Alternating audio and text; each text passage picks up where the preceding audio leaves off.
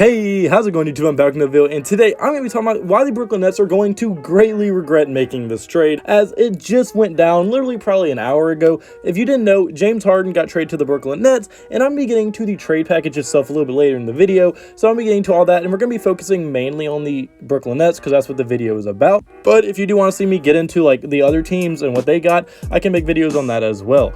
But right now, for this video, we're going to mainly focus on what the Brooklyn Nets did, and I'm going to be getting into why I do not think this trade really helped them become finals contenders more than they already were. So I'm gonna be getting to all that in this video. So if you do like the video at any point, hit the like button and subscribe button. It would mean the world to me. And without further ado, without rambling on too much, just get right into this video.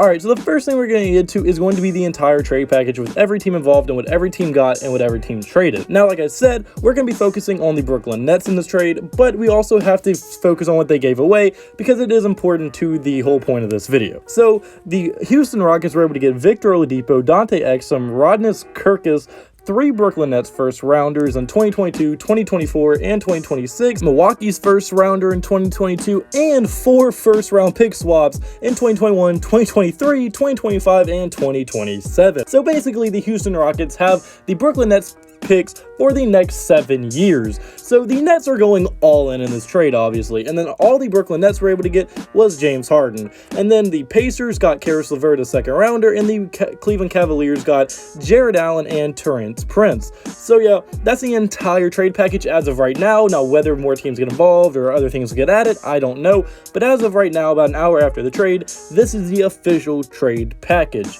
So now let's get into why I think this is a bad thing. Because right now, you have a whole bunch of Twitter GMs saying, oh, the Nets is over with, give the Nets the finals, which is just not true. This isn't 2K, where you can just go into the settings, turn fatigue off, trade for the 3 or 4 best players in the NBA, turn chemistry and fatigue off, play them the whole season, play them every minute of every game, and then boom, you win a championship. No, it doesn't work like that in real life, okay? You need an actual team around them, and let's be honest, yes, on paper, they are the best big 3 in the league. It's not close, and they have the most star talent, but it's far from perfect to being a perfect situation in the Brooklyn Nets organization. Because even before this trade went down, Kyrie Irving is currently missing. No one even knows where the dude went. He just completely went off the radar, and he's just gone. They don't know where he's at right now. And then we're getting reports that he's reportedly furious with the Brooklyn Nets organization for not telling him about the Steve Nash signing beforehand, and other reports coming out that Kyrie Irving and Kevin Durant's relationship is becoming more and more distant as time goes on. So, I mean, just no telling what's going to happen with the Kyrie Irving situation. We know how weird this dude can be, and he is on one of his hiatuses right now, and we just don't know what's going to happen with the dude. So Kyrie Irving, that's a whole situation in itself, and we don't know when he's even going to come back. And without Kyrie Irving, is this team really better than the Lakers? No, it's not even close without Kyrie Irving. They need all 3 of their players, their big 3, Kyrie, KD, and Harden. They need those players to be healthy and to be in that, in the playoffs if they want any chance of competing for a championship. But then also, even outside of the Kyrie Irving situation, I mean, they have literally nothing else. Like, outside of that big 3, it's not even close. They are the worst team in the NBA. Outside of them. Yes, they have a great big 3 now, but the people after them, dude, are just atrocious. They look like a middle school team. Like, it's bad. The Nets now have by far the worst bench in the NBA. Their 6th man is Joe Harris, which is okay, but he's a decent player.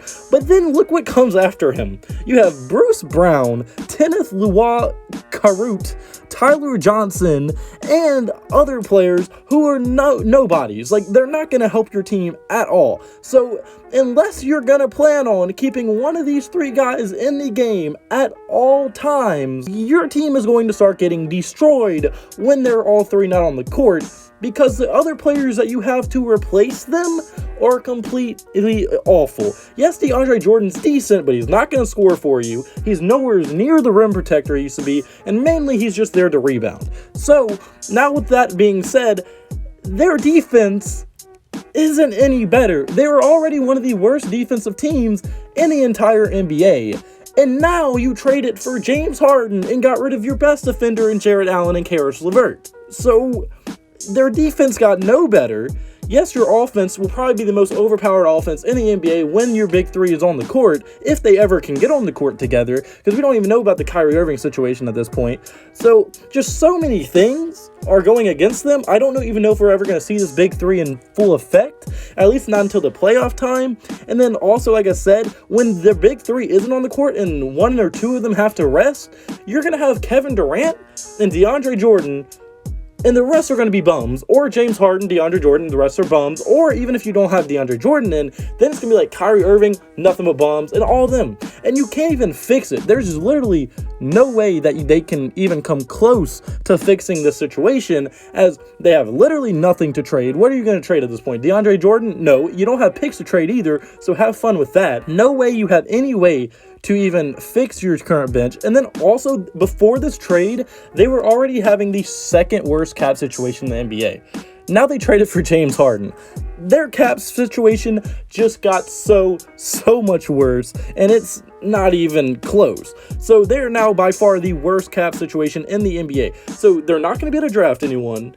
They're not going to trade for anyone for damn sure anytime soon with what they have, unless they're going to trade one of their big three, which would defeat the entire purpose of the trade, and they can't sign anyone. So I don't see how they're going to fix their bench, and this is probably going to be the team they have to roll with, and I don't see a team where Jeff Green is your starting small forward, Joe Harris is your sixth man, and then Bruce Brown is your seventh man. I don't see a team like that winning a championship, because look at this. Is there any chance that anyone on that team can guard Anthony Davis? No. No one can guard LeBron in the NBA, but I mean, yes, Kevin Durant can guard him and slow him down maybe, but LeBron's still going to get his. So now you have AD, who no one on your team can guard, LeBron, who's going to get a bucket regardless, and then you're going to have Dennis Schroeder, when Kyrie Irving's on the court, going against Bruce Brown or Timothy Lebu-Karut, who is an okay player, I guess, but he is not guarding Dennis Schroeder. And then how are you going to guard Montrezl Harrell, Marcus Gasol, and every other great role player on the Los Angeles Lakers? You're just not. So the Lakers in your situation, I'm just using the Lakers as an example. I'm not even a Lakers fan, but look, the Lakers are going to be able to have a great team no matter what you have. But when the Brooklyn Nets have to rest anybody, their team is not going to look good at all, and they're going to get exposed when their big three isn't on the court. So it's just a very bad situation for the Nets, in my opinion, and I don't see it working out. It's almost impossible for the situation to work out for the Brooklyn Nets. And now my last reason is going to be they're one injury away from this entire trade just blowing up in their face. Because look at this. The Brooklyn Nets were already, 4-4 before this trade?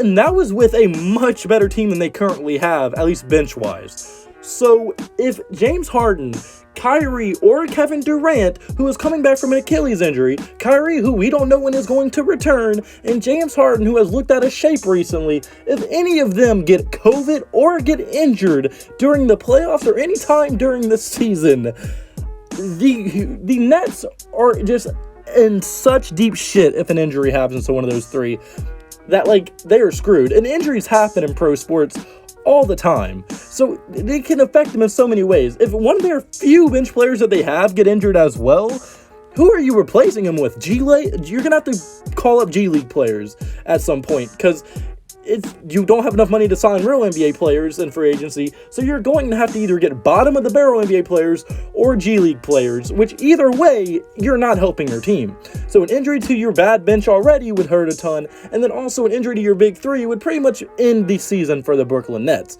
at least as far as competing for a championship goes. Because without the big three fully healthy and playing tons of minutes a game, they're not beating the Lakers or the Clippers or even any other NBA Finals contenders at that. So I think they actually got worse by doing this trade, and they're now susceptible to so many different things that I just think there's almost no way that this trade can work out. But unfortunately, guys, that's my first video. So comment below, do you agree with me? Do you think the Nets made a mistake? On your thoughts in the comment section below. If you did like the video, any point in the like button and subscribe button would mean the absolute world to me. And yeah, I hope you have a blessed day. Have a blessed day. So you need to have a blessed day. See you in the next video. Goodbye. Boo. Blah.